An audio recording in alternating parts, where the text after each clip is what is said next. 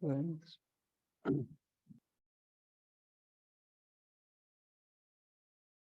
we were in 15th chapter. Somebody remembers the verse number? It is 17 or 18, something like that.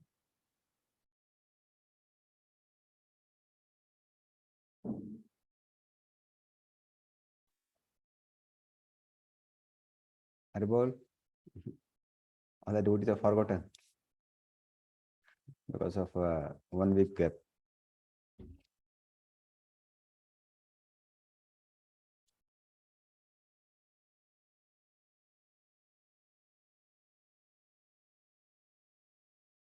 Very Mother Prue. What to do? 11th.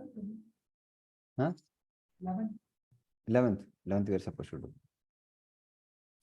Okay, 15.11. Okay.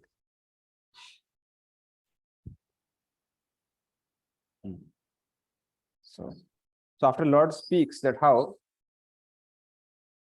one whose eyes are trained in knowledge, they can understand that how one leaves the body, how we occupy different bodies, etc., etc. But those whose eyes are not trained, they can't understand that. So then he speaks text level. Yatanto yoganaschayanam pasyanti atmani avasthitam yatanto api akritatmano nanam pasyanti achetasaha. Please read the translation.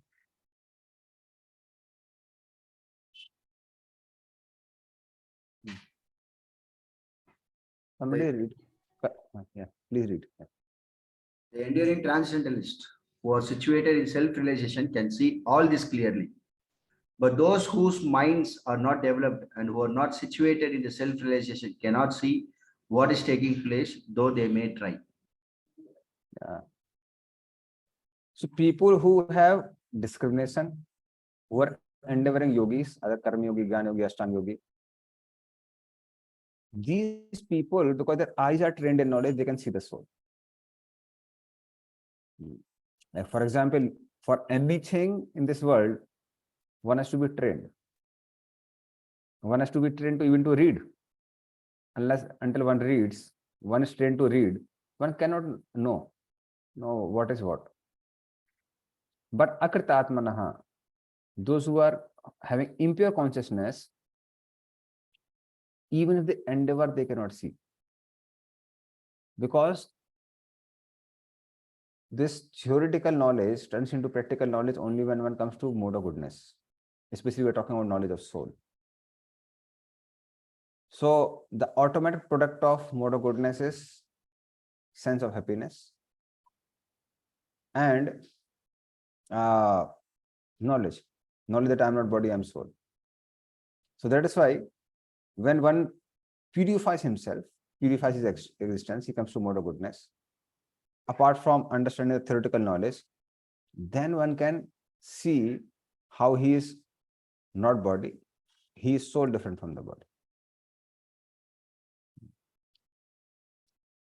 But then Arjuna has a question. That means those whose consciousness is impure, they can't see you at all. Krishna says, no, they can see. How they can see? Krishna is explaining from text 12. Yada adityagatam tejo jagat bhasati akhilam yat chandram sichagno tat tejo vidhi mamakam. Please read. Read the translation as well as the second paragraph of the purport. Okay. The splendor of the sun, which dissipates the darkness of the whole world, comes from me, and the splendor of the moon and the splendor of the fire are also from me. Purport by His Divine Grace, Abhijnana Bhakti Vedanta Swami Srila Prabhupada Jai Srila Guru. From this verse, we can understand that the sun is illuminating the whole solar system. There are different universes and the solar systems, and there are different suns, moons, and planets also. But in each universe, there is only one sun. As stated in Bhagavad Gita 10.21, the moon is one of the stars, Nakshatranam Aham Sasi. Sunlight is due to the spiritual effulgence in the spiritual sky of the Supreme Lord. With the rise of the sun, the activities of human beings are set up.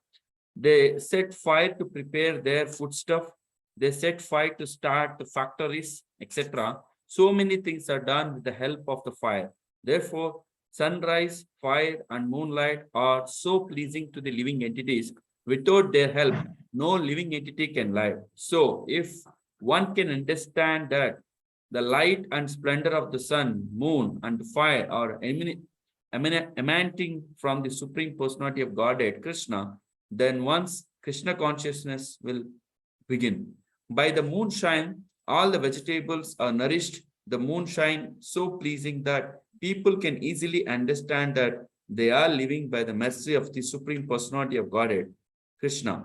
Without his mercy, there cannot be a sun. Without his mercy, there cannot be a moon. And without his mercy, there cannot be a fire. And without the help of sun, moon, and fire, no one can live. These are some thoughts to provoke Krishna conscious in the conditioned soul. Hare Krishna. So what Lord says is, fine, those who are too stooped in mode of passion and ignorance, they can't see the soul, but then still they can see something. What they can see? They can see that I am the essence of sun, moon, and other objects. So even in the bound state, whatever he enjoys, ultimately they are dependent on me for that. So in the daytime, one needs to see sense object in order to enjoy them. So then I am the sun who is illuminating the world in the daytime. So then they can see. So they can see what is attainable for their current enjoyment and what they have to attain for the future enjoyment. Now somebody may say that, okay, but night time there is no sun. What about night? Then Lord says that I come as moon. That's why they're able to see the sense objects which they want to enjoy. Similarly, whether it's electricity, fire, no, in the ancient days people would have fire. Nowadays they have electricity. Lord said that effulgence also comes from me only. So that's why even for sense gratification, one is dependent on the Lord. In this way, one can remember the Lord. And that is how one can elevate oneself.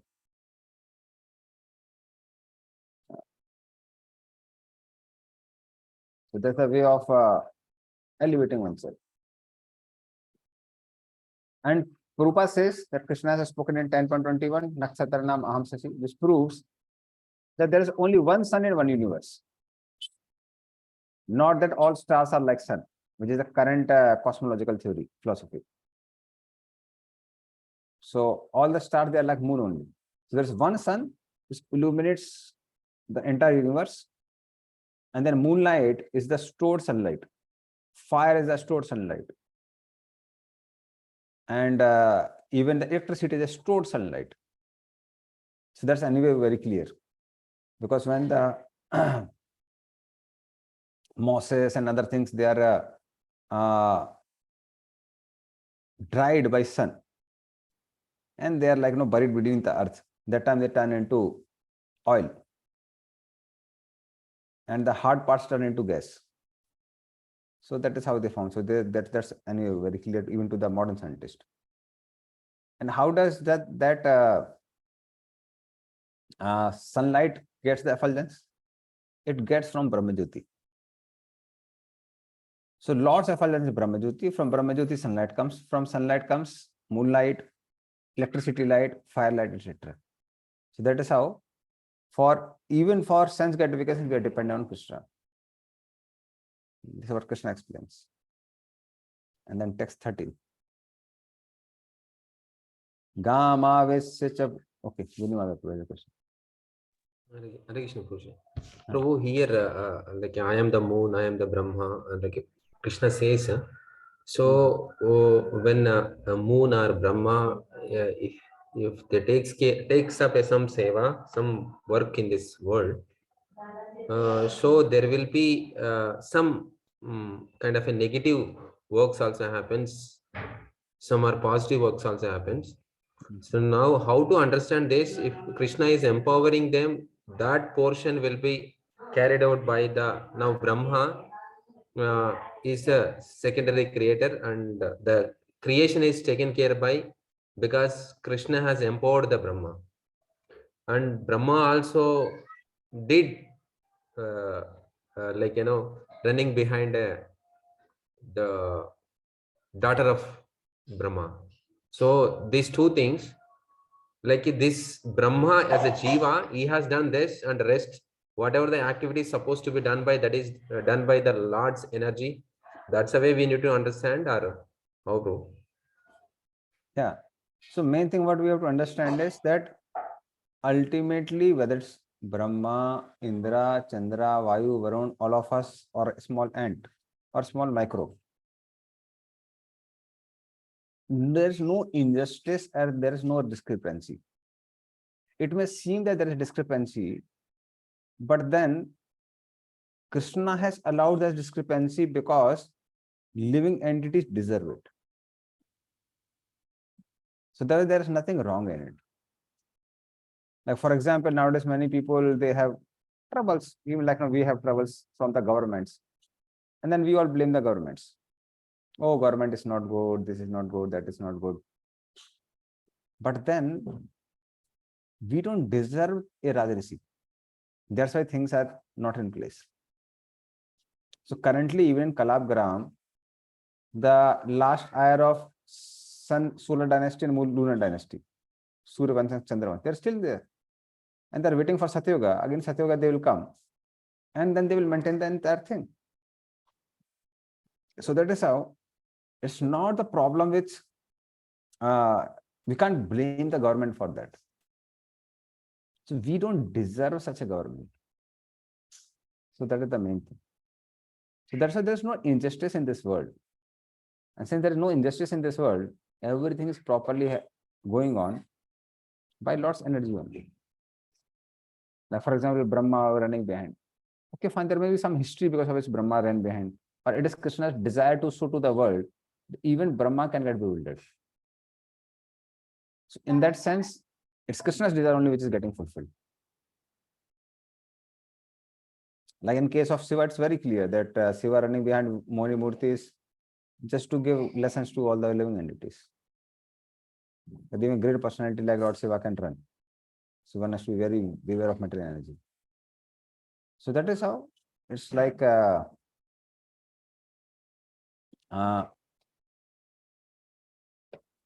nothing is out of place. There's nothing wrong in that sense. Okay. Because Krishna says, I am Brahma, like Krishna says, I am this, I am this, I am this. So that's the same. That's like empowerment. That's like Modi saying that I am running the whole world or whole India. Sorry, I am running the whole India. Now, if he's running the whole India, it doesn't mean he's personally standing at each and every crossroads and giving signals and this and that. So he's running through his energies. Okay.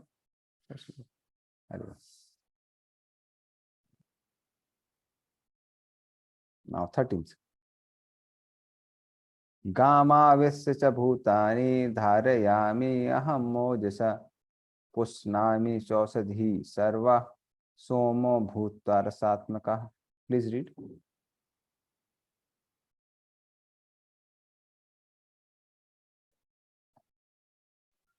I am the fire of digestion in the bodies of all living entities, and I join with the air of life. True. You read 13th actually. You're reading 14th. Oh, I supposed to read 13th now, Prabhu? Yes. Okay. Sorry. I enter into each planet, and by my energy, they stay in orbit. I become the moon, and thereby supply the juice of life to all vegetables. Okay. Yeah. Thank you. So, entering the earth Gam by my own Shakti Ojasa, what I am doing? I am maintaining all the living entities. If Lord is not that coagulation potency, he doesn't give that coagulation potency, we cannot even stay on earth. We may either fall down to the Garbhota ocean, or we may just seep inside in quicksand. Like we have seen quicksand. Quicksand doesn't have much coagulation power. So then one just seeps inside. It would be like quicksand. And one will just go inside, seep inside. So it's Lord who is allowing all the living entities and the earth to stay in its own place. Similarly, Lord says, I maintain all the moving and non-moving living entities. Lord is one who is providing different panch tattvas, different things. Similarly, Lord says, I become moon, then I supply the juices to the vegetables. So if you want to really enjoy this world, then we have to, there are different fine tastes. Where those fine tastes come from? They come from moonlight, which ultimately comes from sunlight, and sunlight comes from the Lord. So that is how Lord is the source of even the taste. Because the taste of the tongue is one of the most popular, you can say, attractions for the people of this world. So that is how, and that's why he causes rice and different things to grow. So that's how we all depend on the Lord, even for sense gratification. Okay. Now, this is about, so first one, when it was coming about, talking about splendor of sun, moon, etc. That's locally how we are dependent on the Lord for sense gratification. 13th verse was telling about how globally we are dependent on the Lord for sense gratification. And then text number 14, Lord would be speaking how even for basic necessities individually, we are dependent on the Lord. What to say of sense gratification? Okay. Prabhakar. Krishna Prabhuji, Dhanavad Pranam. Nandana. Prabhu, here, moon and the sun, how that relationship will happen, Prabhu, here? Here, translation says that I become the moon and thereby supply the juice of vegetables. That how that relation over here? But sun will get something to trees, right? But how about the moon here? And the moon is the one, moonlight gives the actual juice. Juice means taste. Different taste in vegetables, etc. They come from the moonlight only. Not from sun, Prabhu, then? See, sun is the cause of life of the vegetables. But moon is the cause of taste in the vegetables. Makes sense? Yes, Prabhuji. Yes, yes. So it's not just life. It's the taste also. So the taste comes from the moonlight. Okay, Prabhuji. Okay. Hare Krishna. Very good. Yeah. So now Lord will tell that how individually each one of us, even for sustenance, we are dependent on the Lord. What is your sense gratification? Aham Vaisnava naro bhutva praninam deham ahasritah prana panan samayukta pachami annam chaturvidham. Please read. I am the fire of digestion in the bodies of all living entities, and I join with the air of life, outgoing and incoming, to digest the four kinds of foodstuff. Yeah. So what Lord says is, I become Vaishnava Agni, fire in the stomach. And along with Pran and Apan Vayu. Pran Vayu is the one which goes up, Apan Vayu is the one which comes down. I stimulate fire of digestion. So unless until fire of digestion is proper, one just can't, what do we say is, digest anything. So along with Prana, Apan Vayu, when the fire is like becomes prominent, then four type of foodstuffs are which are enjoyed by the human beings are digested. What are they? Bhaksha. Bhaksha means one just chewed by the teeth. They are called bhaksha. Bhoje. Bhoje means like soup, etc., which is severed by the tongue. It's like no, one just takes it by tongue. Then leh means something which is licked. Like you have a gourd and atta and you make different things. In North India, they call it lapsi. And similarly, in South India also they make like, no, I just forgot the name. They make it with good and little rice, very fine rice. So that also one licks. Or one licks the, yeah. Sweet pongal. Sweet pongal, yes. But a fine one, like something which is very fine. Yes. And then even the raw sugar is also licked. Then there is chose, something which is sucked. That is sugar cane. Sugar cane, we suck it and we throw it. So there are 4 types. Bhakcha, Bhoj, Leh, chose. Something which is chewed, something which is severed with the tongue, something which is licked, and something which is sucked. So then all these 4 types of food are enjoyed by the living entities, but unless until Lord digests them, one will not get the appetite to eat them. So these are the 4 types.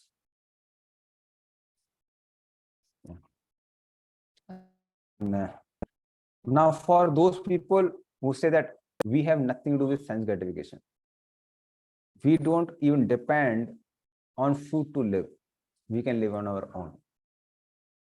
What about them? So there are yogis and gyanis, they don't need basic necessities of life. They can live without basic necessities of life. So what about them? So for them also Lord says that how they are also dependent on the Lord only. That's in text 15th. Sarvasya chaham hidi sannavishto matta smritirgyanam apohanam cha vedescha sarve rahameva vedyo vedant krit veda vid eva chaham. Please read. I am seated in everyone's heart, and from me come remembrance, knowledge, and forgetfulness. By all the Vedas, I am to be known. Indeed, I am the compiler of Vedanta, and I am the knower of the Vedas. Hare Krishna. Yeah. So like Vaishnava chakra is one of the chakras in the belly side, which is the cause of digestion. So Lord says, as I am fire in the stomach for the sense gratifiers or ordinary people, similarly for those who are Vedantists, those are self-realized souls, I dwell in their heart. So I dwell in the heart of all moving and non-living entities, and I give them intelligence by which they can come to me. I give them intelligence by which they can understand Vedanta. So matta, from me only what comes? Intelligence comes. And because of that intelligence, there is sensation of remembrance. Oh, I remember these things. So things which we perceive or we see or read, we can remember them because of the Lord only. Lord has given that intelligence. Like people who want to enjoy sense gratification. So for them also, there has to be some experience of sense objects in order to become attracted to it. Like, I think I spoke this before also. Like when this foreigner, he came to India. So he went into one South Indian restaurant. He was eating all the idlis and dosa and different things. So then after the whole experience, he went to the counter and he started paying the money. So the manager asked, how was the food? So this person said that food was very good, but salad was very stiff. Manager was wondering, oh, salad, but we never served the salad. Then he found that because he was served in this banana leaf, so he thought that is salad. So he ate the whole stuff and then he ate the banana leaf also. So he was saying that salad is very tough. Yeah. So that is how. So it was strong. So in this way, unless until one knows what is banana leaf, it's meant for, one cannot know the purpose.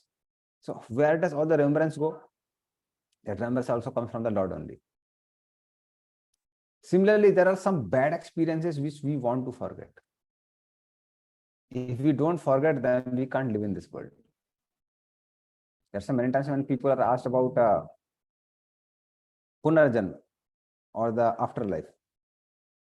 Then many people say, why there is afterlife? Why do we forget the past life? We need to forget the past life in order to live in this life. Otherwise, no, you remember past lives, then one will become confused that whether he is my husband or wife or father or mother. So many thousands of mother, father, and thousands of husband, wife, all of them will come in picture. So then one cannot enjoy this world. So one needs to forget also. So from where does that forgetfulness comes? That also comes from the Lord only.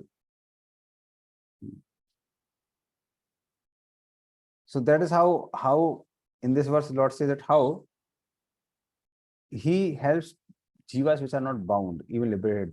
They also depend on the Lord. Because everything is for those who are liberated, their whole life is dependent on the Vedas. So for them, Lord says that I come as Vedvyas and I compile the Vedas. So I am the Vedved. And because I am Vedved, now when Krishna says, so then because he said that I am Vedved, so I know the real meaning of the Vedas, nobody knows. What is the real meaning? The real meaning is that I am the essence of the Vedas. Vedantin Ved evachaha. So I am the goal of the Vedas. So when Lord says, I am the goal of the Vedas, Arjuna says, you may say that you are the goal of the Vedas, but then Shiva's followers say that they are the goal of Vedas. Who is the goal of Vedas? Shiva is the goal of Vedas. Those who are Ganesh worshippers say that Ganesh is the goal of Vedas. And those who are Mayavadi say that I am only goal of the Veda, I am God. So different people have different opinion. How can I believe that your opinion is the right opinion? So that's why Lord is saying, what he's saying is Vedant Krit. Because I am the compiler of the Vedas as Vedvyas, I am the actual knower of the Vedas.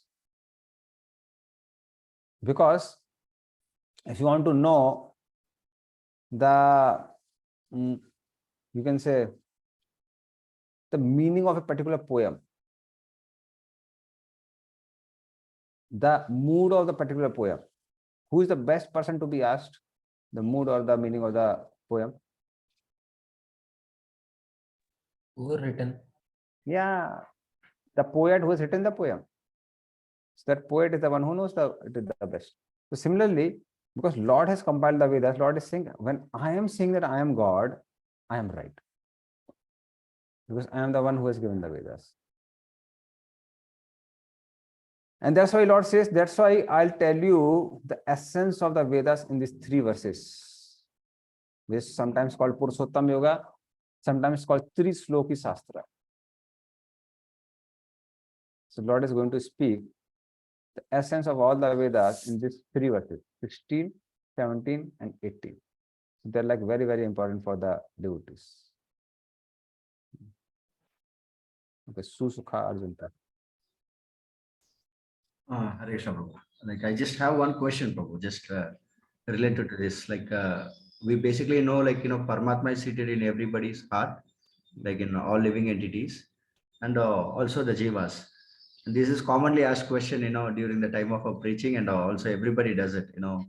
When a Lord is seated, in everybody's heart nowadays, you can see in this material world, living entities are killing, so many other jivas also, other living entities, and especially nowadays we also know that the Lord, many places the Lord is also saying, my devotee never perishes also, and also the cows are very very dear to the Lord also. And nowadays in the material, day by day, the cow slaughtering houses are increasing like anything. Even the the like a demonic nature, people are killing the cows like anything. And we are also seeing in front of us, neither we are in a position of how what we have to do, bro. Like why is it so? Just wanted to get your explanation as well. So now as far as this killing of cows is concerned, those who are killer of the cows are certainly eligible for punishment. Why they are eligible for punishment? Because they are the ones who desire to do something against the laws of Lord. And they have like such a cruel nature. So Lord allows them. Okay, fulfill your desire of cruelty also. Now you want to do something wrong, you are allowed. But beware, you will get severe reactions for that. That's why as many hairs are there in the body of cows, those many life years, they have to suffer in the hell. They're burnt in the hell. So for them, it's like very, very clear, no doubt about it. Now for the cow, why he has suffered? Because he must have killed some other cow in the past life. So she is suffering the reactions of her own karma. Oh. And why has Lord allowed that? Lord has allowed that because the material world is a place meant for those people who want to enjoy separate from Krishna. Now, all sort of desires to enjoy separate from Krishna, whether they are pious or impious, Lord has to facilitate all the desires. So at the same time, he has to rectify also. So for rectification, he has given their punishment also, so that these people become slowly rectified. So punishments are given. At the same time, the allowance of executing all the desires is also there. So that's why everything is in control of the Lord only. But at the same time, he allows everyone to fulfill their desires. Okay. And we know, like, we know the cows are very dear to Lord also. And basically, and most of the times, in front of us itself, it is taken to. So here, especially, I see a lot of places in front of us, it is taken. So what should be our attitude, In that case, We should have tears in our eyes. That is our attitude. So if we can do something, we should do something. Like there are devotees who have really saved a lot of cows. Like in Secunderabad, we have this devotee, Sahadev Prabhu. So he has saved a lot of cows. He's into cow protection. He's a disciple of Bhakti Goswami Maharaj. Yeah. So he had done a lot of work like that. Similarly, in our Gosala also. Currently, I'm in my home, but where I stay in Gosala, we have the cows which were like practically going to be slaughtered. So we have this Gosala where we are like saving those cows. Now, similarly, Mayapur also. Mayapur, most of the cows are the ones which are where going to get slaughtered. Or Gosala there. So if we can do something, we should do something. But if we can't do anything, then we should have, we should feel bad because cows are so dear to Krishna. And these demonic people are just killing them ruthlessly. So that attitude has to be there. Okay. Yes, So then we can at least pray for these cows, pray for the Lord. Pray for these people also, they can get good mentality. Yes, Vinimada. Here Vedantis means only devotees are yogis and impersonalists, even karma yogis also come from here. Vedantis means. Yeah, see, Vedantis generally means follower of Vedanta. Here Vedantis, generally Vedantis means those who read Vedanta. But here this Vedantis would mean is people who are following Vedas. So anybody who is following the Vedic scriptures. So Lord says that I am the essence of the Vedas. And for them I have compiled Vedas so that they can progress in the spiritual life. Progress in the spiritual path. Okay.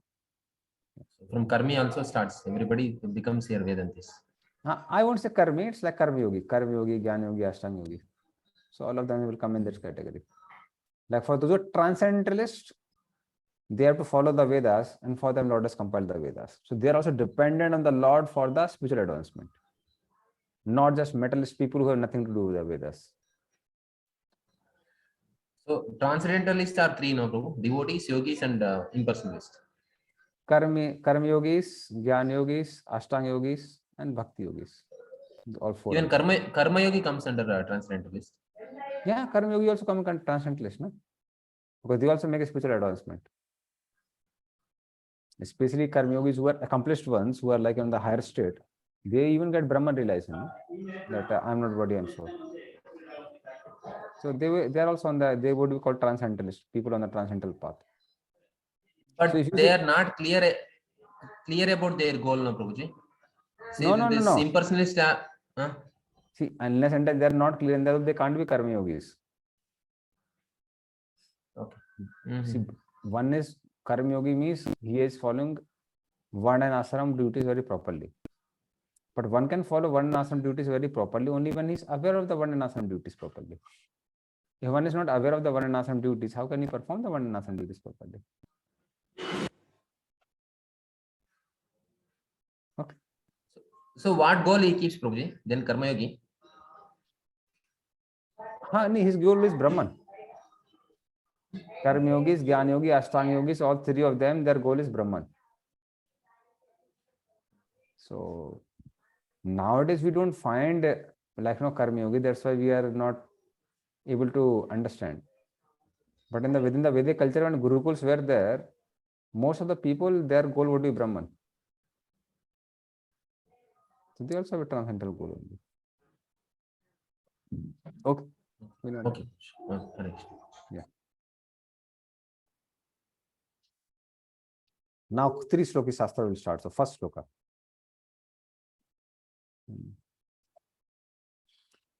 Dva emo poroso loke charas chakchar evacha chara sarva anibhutani kutasto aksharocyate. Please read. You can read the again translation and the second paragraph. There are two classes of beings, the fallible and the infallible. In the material world, every living entity is fallible. And in the spiritual world, every living entity is called infallible. Read the second paragraph also. According to the statement of, you mean to say directly from second floor? Okay. Yeah. According to the statement of the Supreme Personality of Godhead, Lord Krishna, there are two classes of living entities. The Vedas give evidence of this, so there is no doubt about it. The living entities who are struggling in this world with the mind and 5 senses have their material bodies which are changing. As long as living entity is conditioned, his body changes due to contact with matter. Matter is changing, so the living entity appears to be changing. But in the spiritual world, the body is not made of matter. Therefore, there is no change. In the material world, the living entity undergoes 6 changes: birth, growth, duration, reproduction, then dwindling and vanishing. There are changes of the material body. These are the changes of the material body. But in the spiritual world, the body does not change. There is no old age. There is no birth. There is no death. There are exists in oneness.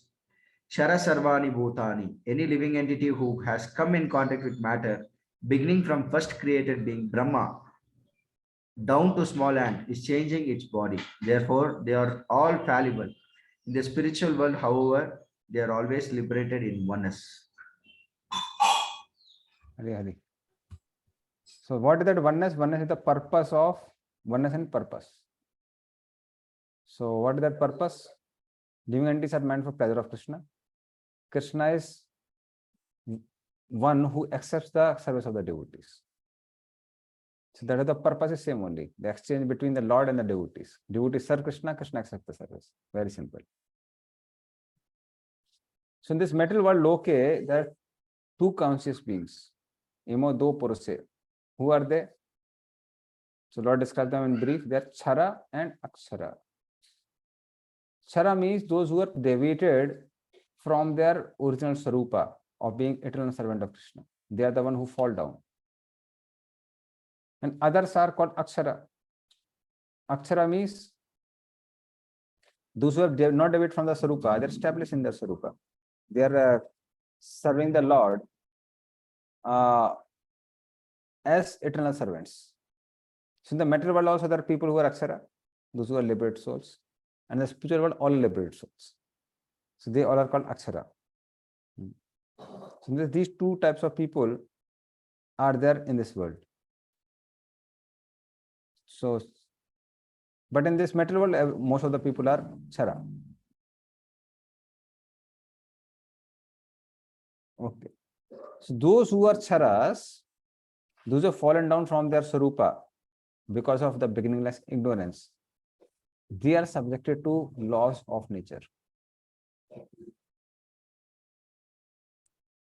So in this way, these constitute different varieties of living entities, from Brahma to the small end. But as far as aksharas are concerned, they are kutastha. Kutastho akshar uchyate. Kutastho means they are established in their swarupa. They established them as eternal servants of Krishna. So for them, there is no change. For living entities, they have to change. Those who are charas, they have to change their bodies from Brahma to end. Keep on changing. But those who are kutastha, those who are aksharas, those are liberate souls. So such people, they don't have to change their bodies. They remain in their swarupa as eternal servants of the Lord.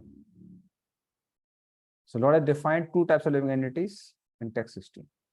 Chara and akshara.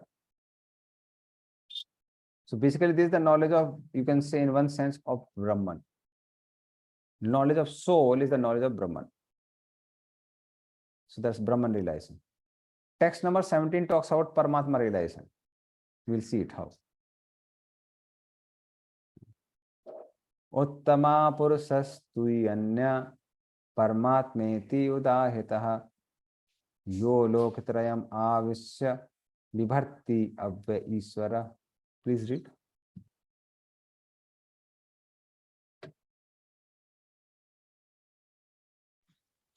Besides these two, there is the greatest living personality, the Supreme Soul, the imperishable Lord Himself, who has entered the three worlds and is maintaining them. Hare Krishna Prabhuji. Yeah. So after the worshipper of Brahman, now Lord talks about the knowledge which is obtained by Paramatmavadis. So this verse shows the nature of Paramatma. Iswara, the Lord who commands everyone. And He Himself is not changing, Avyaya. So what He does, He enters on the three worlds, upper, middle, and lower. And in this way, He supports and protects the entire world. So He supports the entire world and He also protects the entire world. So that personality is Paramatma, super soul. So He enters the world and maintains them. Unless until Paramatma enters in each and every atom, between each and every atom, things of this world will not run. Okay. So this Paramatma, who is above both the Charas and Akshara, is above both of them. He's both above the bound living entities and the living entities. So it's not that at any point of time, when one is liberated, one becomes God. No, not possible. So this verse proves it. And then text 19, text 18th. Yasma charamati toham akshara tapi chotamaha ato asmi loke vedecha pathita purusottamaha. Please read. Because I am transcendental, beyond both the fallible and the infallible, and because I am the greatest, I am celebrated both in the world and in the Vedas as that supreme person. Hare Krishna Prabhuji. Yeah. So now Lord is speaking about the Bhagavan realization, the goal of the devotees. So first He talked about Karma Yogis, Jnana Yogis, etc. Then He talked about, you can say, Yoga Mishra Bhaktas, whose goal is Paramatma. Now He's talking about goal of devotees, that's Bhagavan. So in the form of Krishna as Bhagavan, Lord denotes the super excellence of His Swarupa, that I am Krishna Purusottama. That means I am superior even to Paramatma, who is known as Purusa. Because three Purusas are Karnadaksha Vishnu, Garbhadaksha Vishnu, Siradaksha Vishnu. They all are three Paramatmas of this world. But Lord is even superior to them. So Lord says, I am superior to Chara, the Jivas. I am also superior to Aksharat, that is Brahman. So I'm superior to both Jivas and Brahman. And at the same time, by indicating the word Api, Lord indicates how he is superior to Paramatma also. So in this way, understanding Krishna is the supermost. He is superior even to the Lord of Vakuntas. So depending on the object of worship, one can know the level of the worshippers also.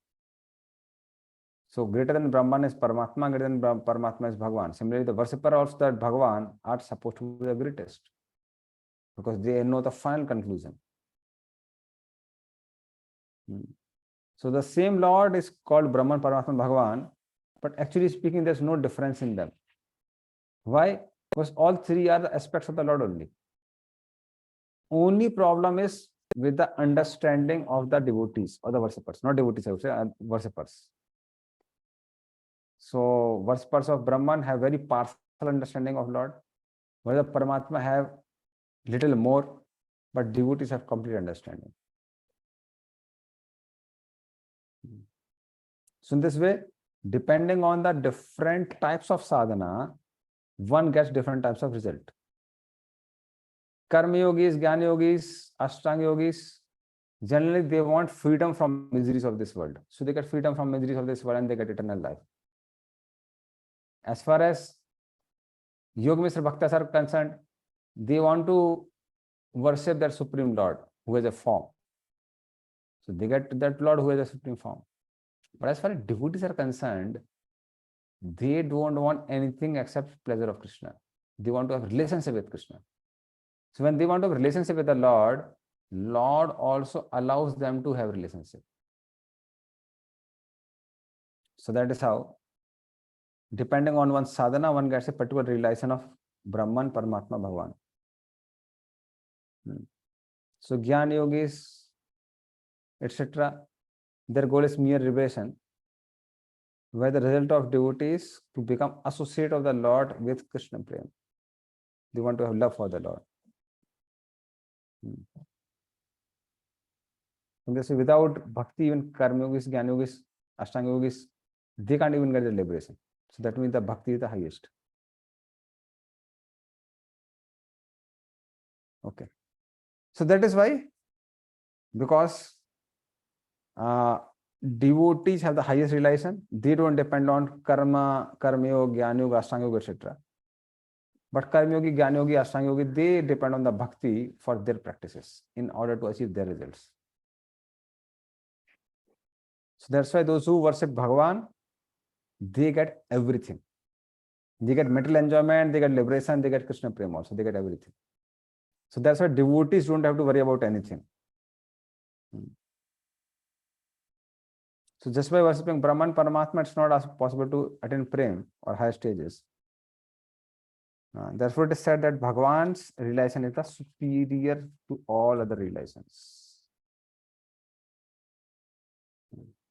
So it's like small light. It can give little bit of warmth, little bit of light. But a big fire or electricity, especially we're talking about big fire here, it can relieve one of darkness, it can relieve one of cold. It gives both. So similarly, those who have understood Krishna, for them, all other things are achieved. Because Krishna is that sun. Krishna Surasam Maya Andhakar. So Krishna is the one who has given Nirvana Moksha, who has given the fruit of Brahman even to his enemies. Even Aghasur, Bakasur, Jarasandha, who were envious of Krishna, they also got Brahman. What to say for devotees? For devotees, it's like a very cakewalk. It's very easy. So that's why one who realizes that topmost Bhagavan, he realizes everything. So one who understands this knowledge of Brahman, Paramatma and Bhagavan, he knows all the scriptures. So all of you have become Vedantists now. Why understanding 16, 17, 18? Yes, Santosh. Hare Krishna, Prabhuji. Prabhuji, as per the statement given by the Lord here, so he is glorified everywhere as the Supreme Person. But still, why, even though followers of Lord Shiva, even though they go through the Vedas, but they worship as Lord Shiva as Supreme or Lord Ganesha? How can you understand this, Prabhuji? So we told now this 15.15 verse. What did we say? That they may say, but they are not right because they don't refer to the writer also itself. So when writer himself is saying that I am only supreme, they have to believe it. So that means they are less intelligent people. Because if you want to consult the mood of a poem, go to poet. And if you want to consult the purpose of the Vedas, go to the Lord of the Vedas, that's Supreme Lord, Krishna himself. So that's why for them, they don't achieve the goal because they may not want to know the goal, or at least they have not approached the right person. If they approach the right person, then they understand. Okay, Santosh. Which means, like, they didn't, even to understand the Vedas, they have to go to the right person. Yeah. See, one thing is bhaktya sanjayata bhakta. Only when one goes to a bhakta, one gets bhakti. So unless until that bhakti arises in the heart, one cannot understand Bhagavan. One cannot understand the Supreme Lord. So once realization that comes by practice, it's not theoretical knowledge alone. So many times what we think is we think that theoretical knowledge is enough. What to say of Vedic knowledge, even if you talk about the corporate world today.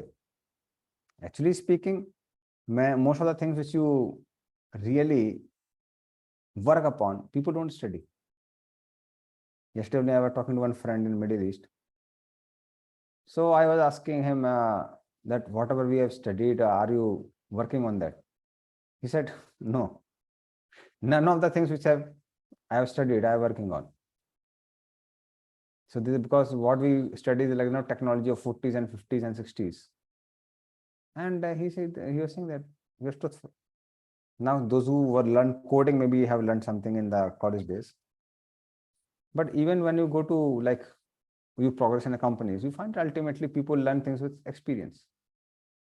That's why you get more salary with experience. Because real world is different from theoretical world. It's not just theoretical world. If it was theoretical world, then anyway, you don't need experience.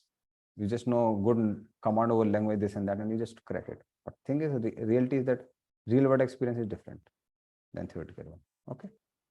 Same thing is true here also. Shiva worshippers may be reading it theoretically, but because they are not practicing bhakti, the process to understand Bhagavan, they don't understand Bhagavan. So one has to go the right process to get the right result. Okay. Yeah. Hare Krishna, Prabhuji. Yes. Prabhuji, here most of the time this Mayavadi says that who are less intelligent, they'll become a devotees of the Lord. For the bhakti is meant for the less intelligent. So what kind of Veda support they give to prove this statement? Like a devotees are. For them, their only support is their blind faith on Shankaracharya. That's all. So the pre-assumption is that whatever Shankaracharya has spoken is right. That is the whole problem. So if they go from I would say, no pre-assumption, if they don't pre-assume certain things, then they will go to the right conclusion. But the problem is they pre-assume that whatever Shankaracharya has said right, and whatever Shankaracharya has spoken is Mayavad philosophy. So then that is right. And they see the scriptures according to that. Whatever they are not able to do it, they try to screw out the meaning in that way. That's why once in our temple devotees were reading this Narsing Karavalam Stotram. So at a particular place they found that the Sanjeev Vichit is looking very absurd.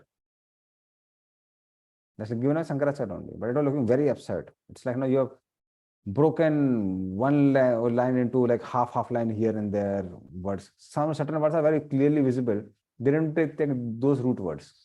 They break in a very different way. So then they found this, it was giving Mayavad philosophy, Mayavad Artha. Whereas if you take the direct, because Nursing Kavala is something Sankaracharya only. If you take direct meaning, it's pretty devotional. So what they do is they screw out their meanings in such a way that they get the conclusions which support the conclusions of Sankaracharya. Okay. In one discussion, one Mayavadi was telling, this devotee says that Dasoham, we say Soham. Yeah. Soham is going very closer to the Lord.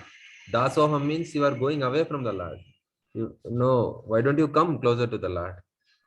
So you say that, and then you say Ma only, na? Why are you even saying Aham? Why are you saying Ha? Why are you saying only Ma only? So there's not like a, you can't define your own logics. Logics have to be based on the scriptures.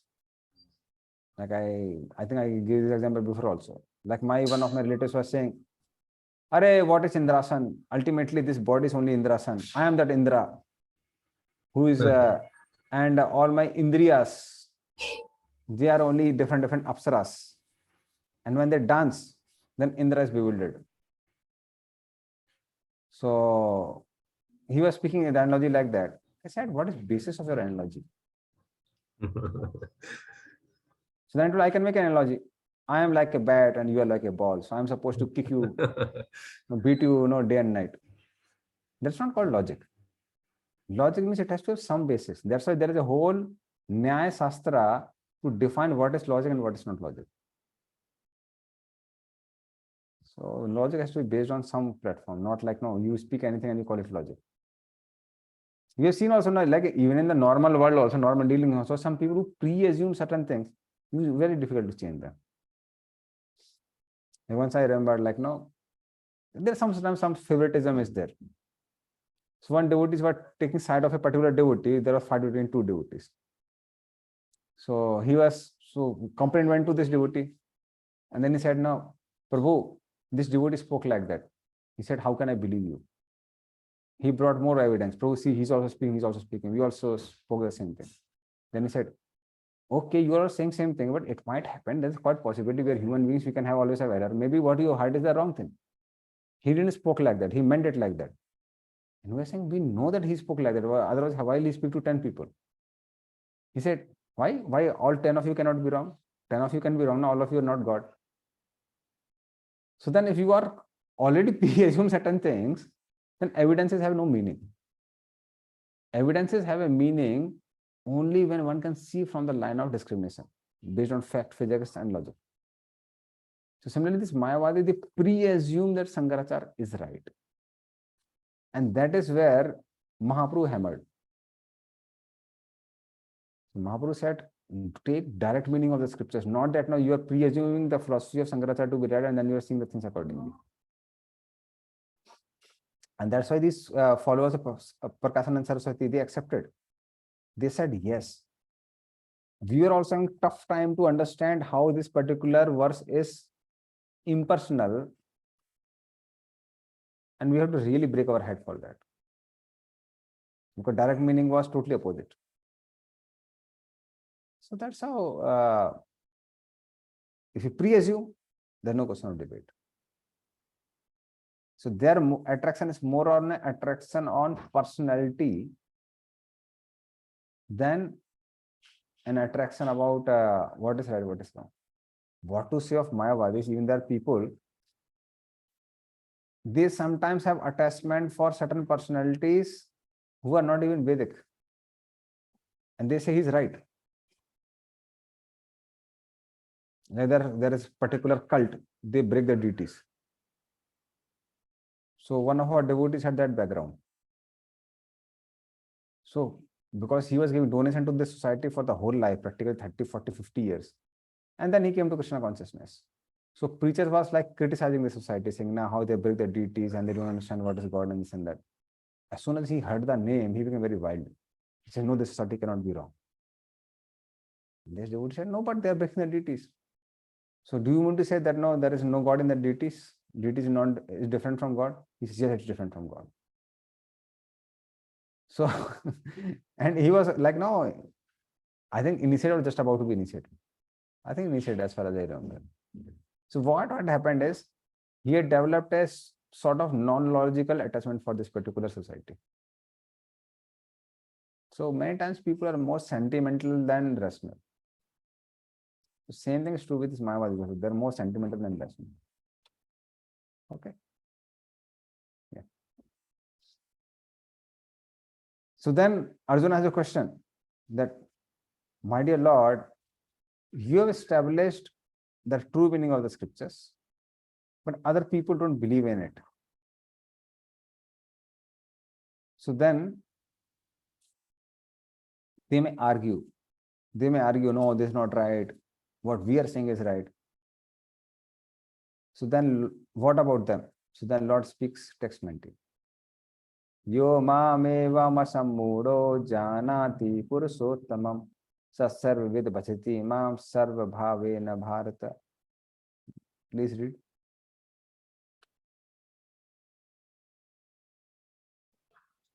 Whoever knows me as a supreme personality of Godhead without doubting is a knower of everything. He therefore engages himself in full devotion service to me, O son of Bharata. Yes. So Lord says, let them argue like that. Why? They are bewildered by my Maya. But devotees are asammuda. They are not bewildered by Maya. So those who are not bewildered by so-called philosophers, asammuda, they know everything. Sa sarva vid. They know everything. And because they know everything, that's why they worship me. So those who are my worshippers, even though they have not studied the Vedas, they know the essence of the Vedas. They know the meaning of the Vedas. Other people might have studied the Vedas, but they don't know the essence of the Vedas. That's why they're sammoda. They're not a sammoda. They are fools. But those who love me, those who worship me, they are the knower of the Vedas because they know the essence. So in this way, the purpose of the Vedas is to develop bhakti for the Lord. So that's why those who know the Lord, what they do, bhajate mam sarva bhavena bharata. With all their emotions, they project all those emotions on the Lord. They worship the Lord alone. They don't do anything else. So such people, they become very attached to the Lord.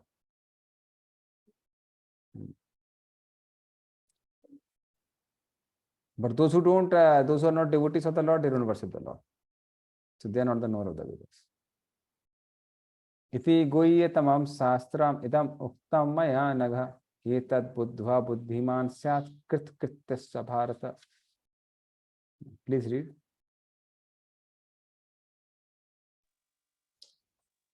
This is the most confidential part of the Vedic scriptures, O sinless one, and it is disclosed now by me. Whoever understands this will become wise, and his endeavors will know perfection. Hare Krishna. Yeah. So I have given this Guhyat Tamam, the most secret teaching to you, my dear Arjuna, Anaga. So by knowing this, what will happen? You will become very intelligent and you will attain that highest goal. Now you can read the last paragraph of this purport.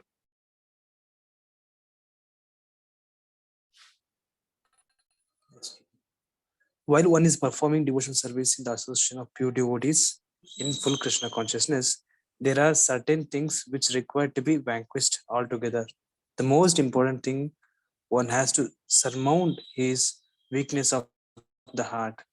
The first fallen is caused by the desire to the Lord it over material nature. Thus, one gives up the transcendental loving service of the Supreme Lord. The second weakness of the heart is that as one increases the propensity to the Lord it over material nature, he becomes attached to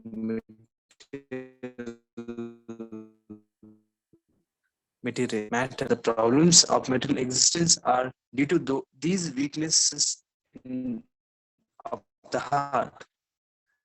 In this chapter, the first 5 verses, the process of freeing oneself from these weaknesses of the heart.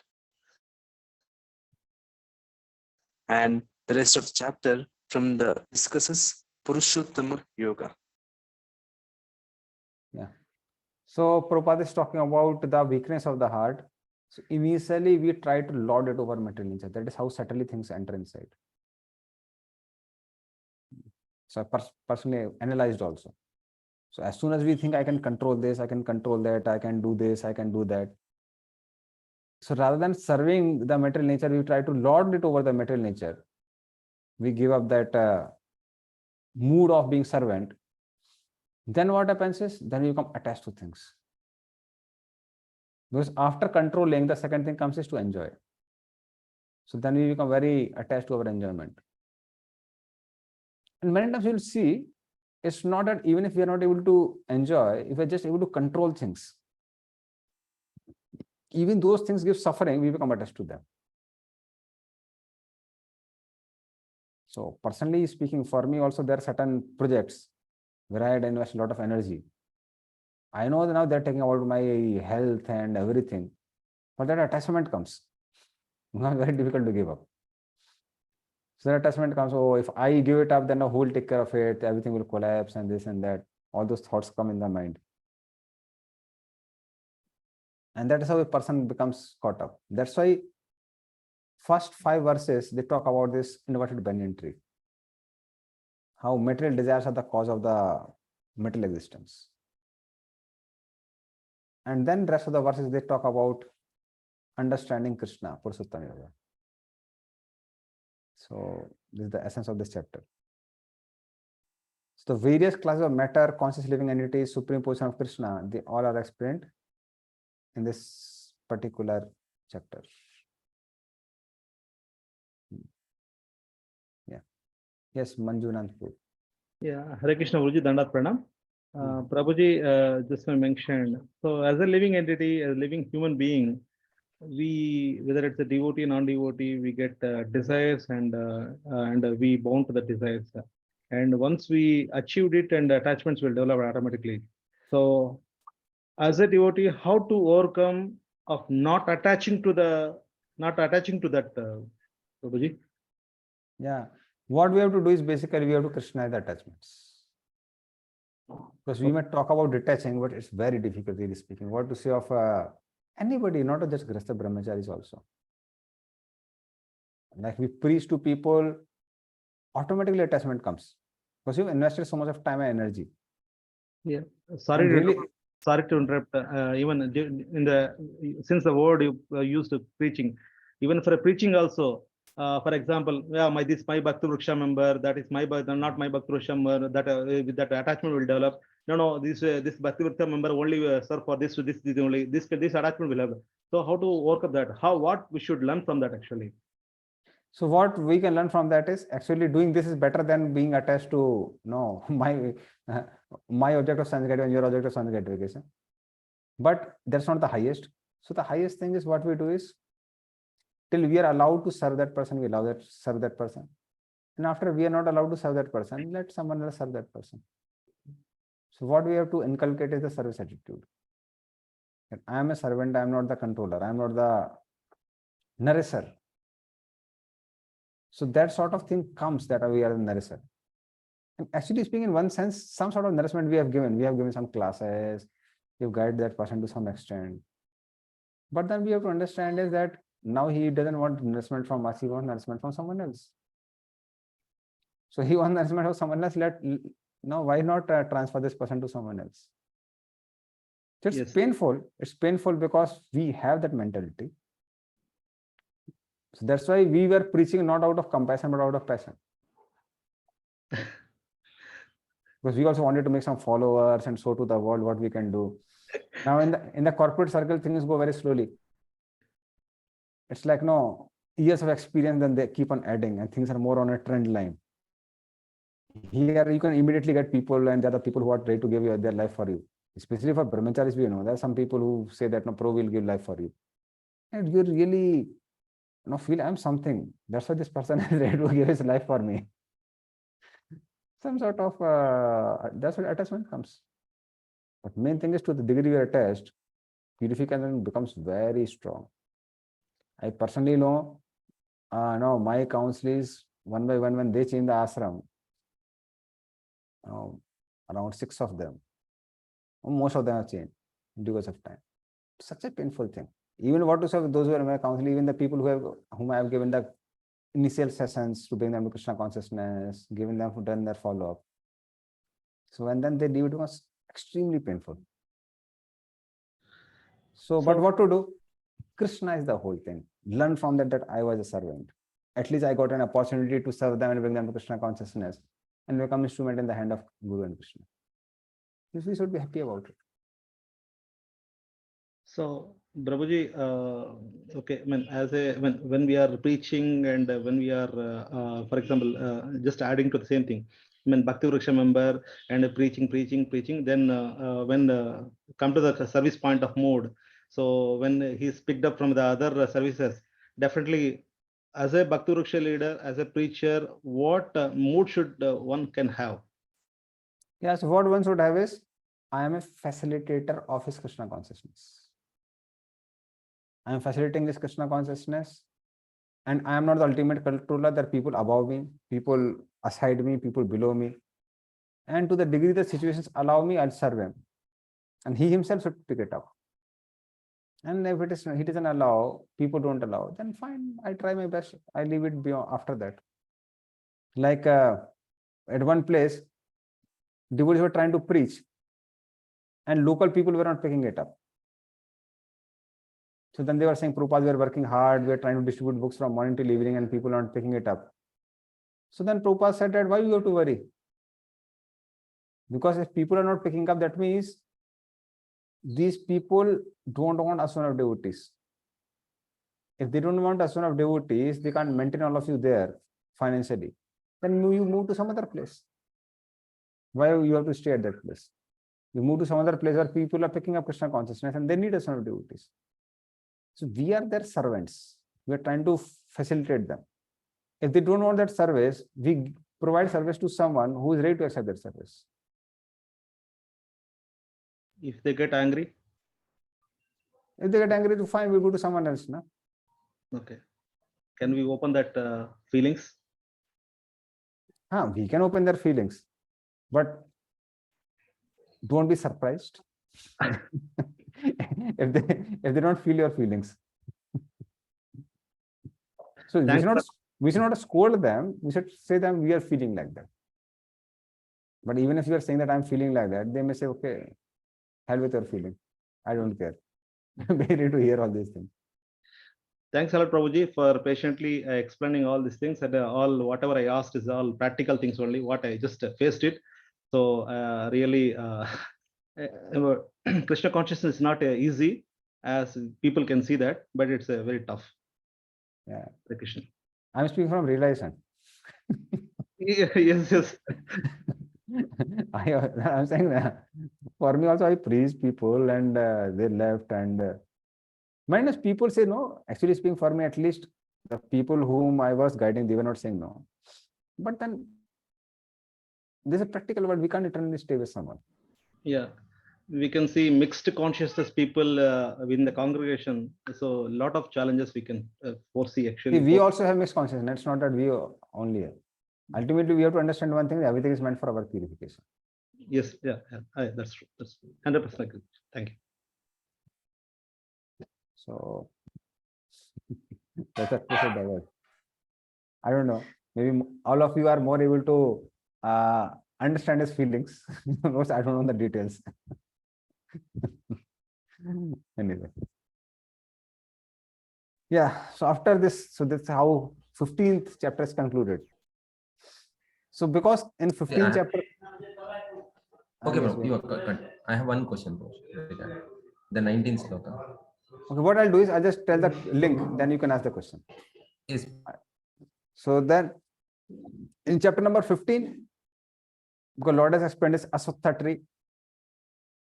So then Arjuna had a question in mind that Lord, you spoke about everything, but I want to know the detail of the fruits of the tree, because the essence of the tree is the fruits.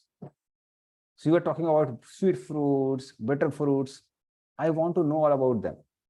And that's why Lord speaks chapter number 16, which talks about sweet fruits of people who are in Devi Sampradaya and bitter fruits of people who are in Asurik Sampradaya.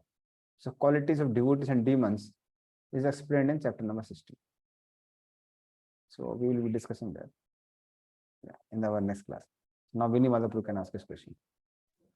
Prabhuji, in 19th sloka, in the second purport of second para, it's mentioned about the word bhajanti. Bhajanti is a very significant. In many places, the word bhajanti is expressed in relationship with the service of the Supreme Lord.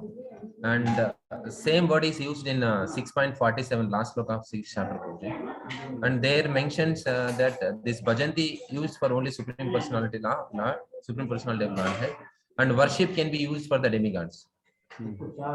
Worship word can be used for demigods. So worship means generally we, normal thinking is puja. So like, praying to the Lord and doing the deity worships kind of thing. So we says that we should not worship the demigods. And here the worship word is used for the demigods, not the bhajanti. Bhajana is only for the Supreme Lord and worship should be for the demigods. So what exactly we should explain about that? Yeah, so main thing is when we say bhajan, it's not worship, literally speaking. Bhajan means reviving or doing the eternal service according to our eternal relationship. Doing the eternal service according to our eternal relationship. So because we don't have eternal relationship with the demigods, that's why the word bhajan is not used for the demigods. We have only eternal relationship with the Supreme Lord. So whether it's deity worship or physical service or service to the Vaishnavas or executing the mission of the Lord, following the words of the Lord. So they all are, when they are done with the spirit of reviving our relationship with the Lord, then that comes as a part of bhajan. Then bhajadhatu comes in pictures. So bhajadhatu comes in picture whenever there is eternal relationship. Because with demigods we don't have eternal relationship, we have a temporary relationship. That's why we don't talk about a word bhajan there. Doesn't answer your question? Prabhu, in the case worship means like what kind of, so is considered as a respect or literally puja? So we are respecting the other person and we have purpose. And that purpose is not an eternal purpose. So those who worship demigods generally so they generally want to have not relationship with the demigods, but they want to get something from the demigods. So then it cannot be called bhajan. So bhajan is on an eternal platform. It's not on a temporary platform. Temporary platform where either relationship is temporary or you want to get something in exchange. Okay. Okay. Hare Krishna, Prabhuji. Yes. So Prabhuji, just a clarification. Attachment, whenever we have attachment, automatically my feeling will come automatically later, Prabhuji, defaultly. Yeah. Okay. Thank you. As soon as I is there, my comes. That's why I'm saying it's like, actually speaking, reality is relating with people is a eternal nature of the living entity. So in this case, when we worship Gaurnitai or Puri Jagannath Subhadra Baldev in the home, ultimately that attachment will come, right, Prabhuji? So once that's good. That's good attachment, no? That's why attachment it's not itself is not bad. What we have to do is to spiritualize the attachment. Okay. So what happens is whenever attachment comes, there is a material aspect and there is a spiritual aspect. What we have to do is reduce the material aspect slowly and increase the spiritual aspect. So with other devotees also, when we preach them, if we preach with the spirit that I am their servant, to the degree they are able, I'm able to benefit them, serve them, let me serve them. After that, let me leave them. Then there won't be much pain. And even if there is pain, that would be spiritual pain. It won't be material pain. Okay. The difference between material frustration and spiritual frustration. Like when devotees would leave, Prabhupada would also cry. When Hagiri Maharaj, which Hagiri, sometime later on he became Hagiri Prabhu also. So, and again he became Hagiri Maharaj. Later on he became Hagiri Maharaj. Initially he was Hagiri Prabhu. So Hagiri Prabhu, he was the one who has like transcribed and edited the initial books of Prabhupada, small books of Prabhupada. When he left the movement for some time, Prabhupada would cry. He would say, where is my Hagiri? Where is my Hagiri? So such a attachment is not condemned because it's based on the service to Lord. Thank you, Prabhuji. Yes, I do. It's Paramanand Vraj Kumar. Yes, Hare Krishna, Prabhu. So in this same chapter, 12th, 13th, 14th, so these three slokas, when scientists reads, Prabhu, so what is their version, Prabhu? Generally, we'll think like the splendor of the sun, which dissipates the darkness of the whole world, comes from me, and the splendor of the moon and splendor of fire also from me. So, and Gamma is such a Bhuta, like I enter into each planet, and by my energy, they stay in orbit. So I am the fire of digestion in the bodies of all living entities. So generally, this in the view of scientists, generally these things are happening with a reason. So they were explaining with some researchers. So, but when they read these slokas and even the purports, so what are their conclusions, Prabhu? So whether they feel that they are lagging behind, or their research is wrong, or so how they feel, Prabhu? Yeah, you have to ask them how they feel. So generally, so some of the scientists, so who are like who feel that God exists, so will they accept it, Prabhu? Yeah, see, main thing is events today's science, especially these things are more related to cosmology. Many of these things are related to cosmology. So for them, one primary question is always there, which scientists are always fighting with, and they understand by science we can understand it. That's like the question is, who is behind this nature? They're very good in studying the nature, but the person behind nature, it's difficult to know by science. That's why God is the last word in science. And God is the first word in spirituality or theology. We call it theology. So God is the first word in theology and He is the last word in science. Because after understanding everything about nature, different aspects of nature, the question comes, whose nature?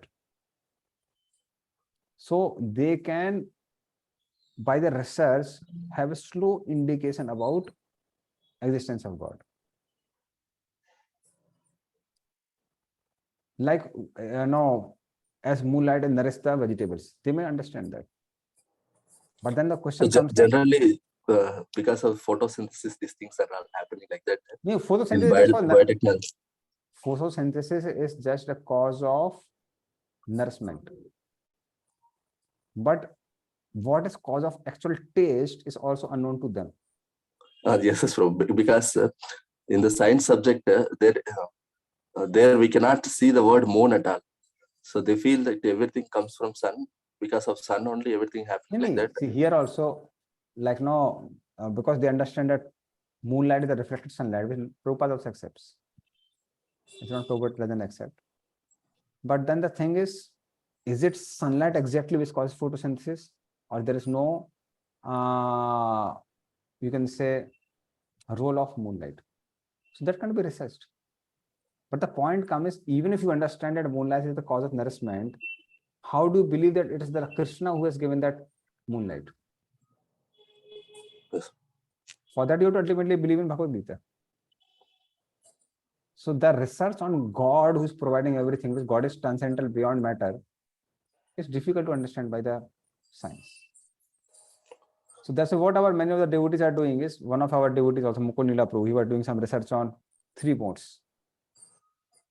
How things in 3 modes, they behave differently in the presence of different light spectrums. We were doing some experiment on that. We had some 7 lakh rupees this apparatus, and we were doing some experiment.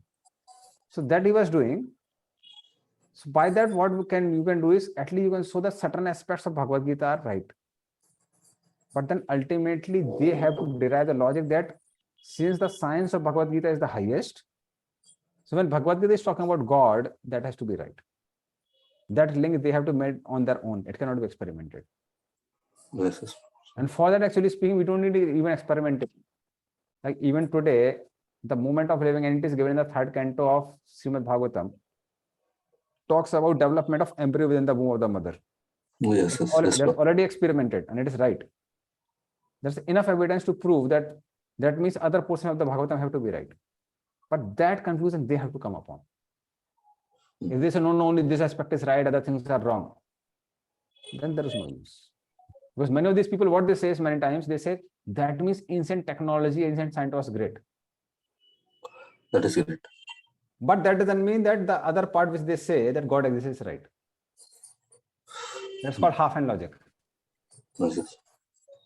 Half-hand logic means you believe in the half-hand because back part of the hand gives egg. Front part you have to feed, so you just cut it off. So that is the whole problem. So what we can do is, our devotees, those who are in the scientific field, they can make more researches and prove that certain parts of Bhagavad Gita are right. But then, based on that, ultimately people have to conclude on their own. Yes. Yeah. Thank you. Thank you. One last question by Prabhakar ko. Hare Krishna Prabhuji. Huh? Hare Krishna Prabhu. Huh, yes. Prabhu, while we are reading sloka, right? Just how to pronounce that words exactly, like without missing anything. So, do you have any material or YouTube links or something, Prabhu, to learn the sloka how to read properly? Now you can see from YouTube links also. There are many YouTube links on Sanskrit pronunciation. And also, what you can do is, behind our Bhagavad Gita, if you see. So Prabhupada has written about, you can see Sanskrit pronunciation guide. You can see here. Sanskrit pronunciation guide is there, behind Bhagavad Gita. So there, which part of the tongue, it's like given, gutturals pronounced from the throat, kite, kha, ga, gha, ang. So they are related to throat. Then pronounced with the middle of the tongue against the palate. That means tongue has to touch the palate. So cha, cha, ja, jha, ya. So there your tongue should touch the palate. So these are also cerebrals, dentals, liberals. So Prabhupada has given that as Sanskrit pronunciation guide. If you can understand from that, that's very good. Otherwise, you can have your own YouTube link. Okay. Yeah, I'll refer Prabhu. In case if you have any YouTube link, just share Prabhu in group. In case if you find any good one. I'm not very good in searching things on YouTube. I do not access YouTube. I'll share Prabhu. Yeah, Santosh Prabhu can try. Okay, Prabhu, I have one more question. Regarding chanting, actually, even I can see initiated and senior and many devotees, while they are chanting, right? If they get any even mobile call also, just immediately they'll pick and speak, actually. So can we do that, or when we can do that, and when we should not do that, Prabhuji? For a 16 round, don't do it. Sorry, Prabhu. For a 16 rounds, don't do it.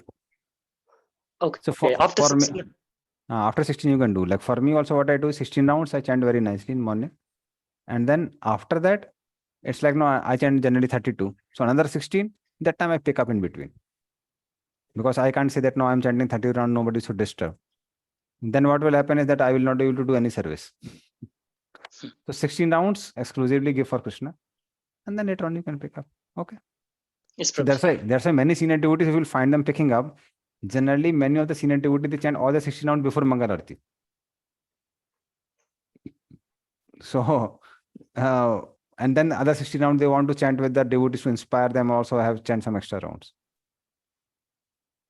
So many times we don't know about senior devotees, what they do. Like Bhakti Charu Maharaj, he would chant all the 16 rounds before. Then this Janavas Pangajangi Prabhu, they would chant all 16 rounds before. Pangajan Prabhu had departed now. But he was chanting all 16 rounds before. And then he chants 16 more with the devotees.